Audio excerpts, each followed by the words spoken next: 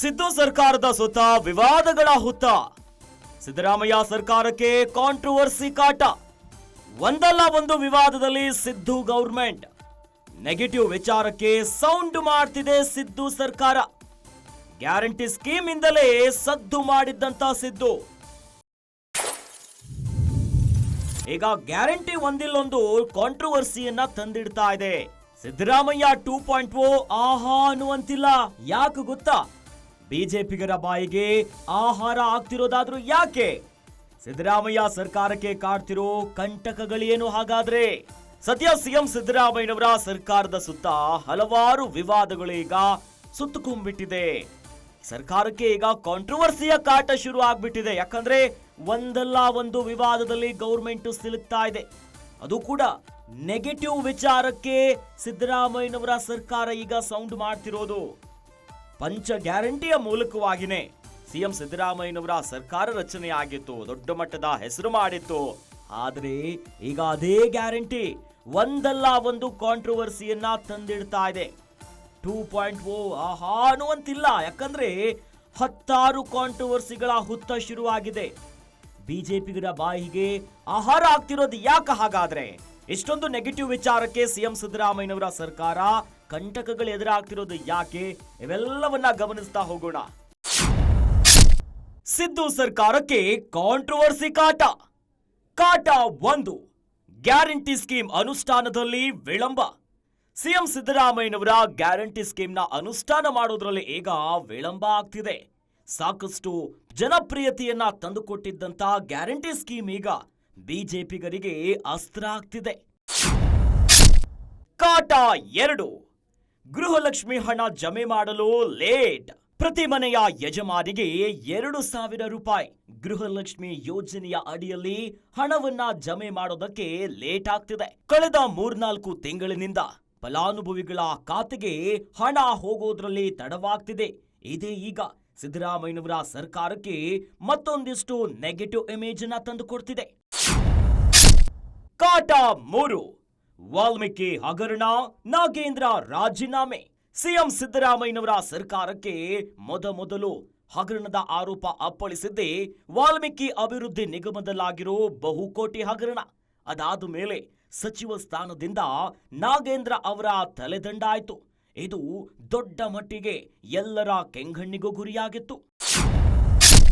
ಕಾಟ 4, ಸಿದ್ದರಾಮಯ್ಯ ವಿರುದ್ಧ ಮೂಢ ಪ್ರಕರಣ.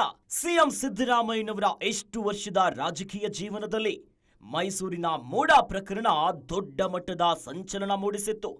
ಅಕ್ರಮ ನಿವೇಶನ ಹಂಚಿಕೆಯ ಆರೋಪ ಸಿದ್ದರಾಮಯ್ಯನವರ ಕುರ್ಚಿಗೂ ಜೊತೆಯಲ್ಲಿ ಅವರ ಸರ್ಕಾರಕ್ಕೂ ಕೂಡ ದೊಡ್ಡ ಹೊಡೆತವೇ ಬಿದ್ದಿತ್ತು. ಸದ್ಯ ಮೂಢ ಪ್ರಕರಣದಲ್ಲಿ ಲೋಕಾಯುಕ್ತದಿಂದ ಬಿ ರಿಪೋರ್ಟ್ ಸಲ್ಲಿಕೆಯಾಗಿದ್ರೂ ಕೂಡ ಸಿದ್ದರಾಮಯ್ಯನವರ ಸರ್ಕಾರಕ್ಕೆ ಮೂಢ ಪ್ರಕರಣ ಬೆಂಬಿಡದೆ ಕಾಡಿತ್ತು. ಕಾಟ 5, ವಕ್ಫ್ ವಿವಾದ. ವಕ್ಫ್ ವಿಚಾರಕ್ಕೆ ಸಂಬಂಧಪಟ್ಟಂತೆ ಹಲವೆಡೆ ಬಿಜೆಪಿ ಪ್ರತಿಭಟನೆಯನ್ನ ಮಾಡಿತ್ತು. ಇನ್ನು ಎಲ್ಲರ ಕೆಂಗಣ್ಣಿಗೆ ಗುರಿಯಾಗಿತ್ತು ವಕ್ಫ್ ವಿಚಾರ. ಕಾಟ 6, ಗುತ್ತಿಗೆದಾರರಿಂದ ಕಮಿಷನ್ ಆರೋಪ. ಈ ಹಿಂದೆ ಬಿಜೆಪಿಯ ಅವಧಿಯಲ್ಲಿ 40% ಕಮಿಷನ್ ಆಗಿತ್ತು ಅಂತ ಆರೋಪವನ್ನ ಮಾಡಿ ಸ್ವತಃ ಕಾಂಗ್ರೆಸ್ ಅಂದು ದೊಡ್ಡ ಮಟ್ಟದ ಸದ್ದು ಮಾಡಿತ್ತು.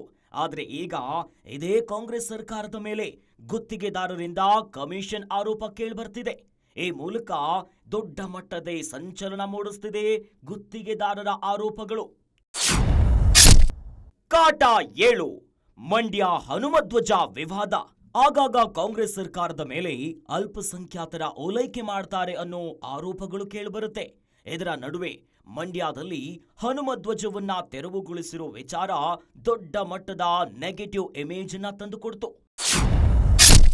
ಕಾಟ 8, ಅಗತ್ಯ ವಸ್ತುಗಳ ನಿರಂತರ ಬೆಲೆ ಏರಿಕೆ. ಇನ್ನು ರಾಜ್ಯದ ಜನರಿಗೆ ಬೆಲೆ ಏರಿಕೆಯ ಬೆಸಿ ಒಂದಲ್ಲ ಒಂದು ತಟ್ಟುತ್ತಾನೇ ಇದೆ.